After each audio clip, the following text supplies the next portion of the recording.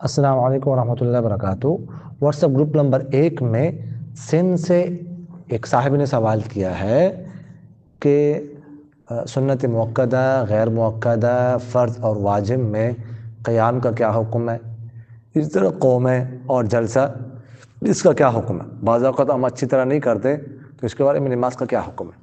دیکھیں، فرض اور واجب میں تو قیام فرض ہے، جو قیام پر قادر ہو تو وہ قیام کرے گا، اگر قیام نہیں کرتا تو اس کی نماز نہیں ہوگی۔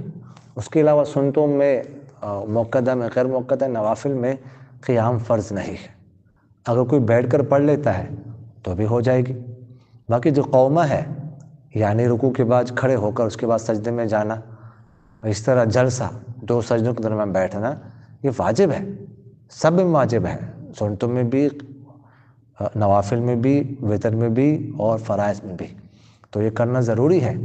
اگر کوئی نہیں کرے گا تو واجب اس نے چھوڑ دیا، جان بوجھ کر ایسا کرتا ہے تو نماز نہیں ہوئی، سجدہ سہو کرنے سے بھی نماز نہیں ہوگی، یا مسئلے کا علم نہ ہونے کی وجہ سے ایسا کیا تو بھی نماز نہیں ہوئی، سجدہ سہو کرنے سے بھی نماز نہیں ہوگی۔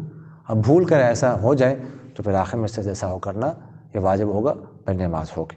جزاکم اللہ۔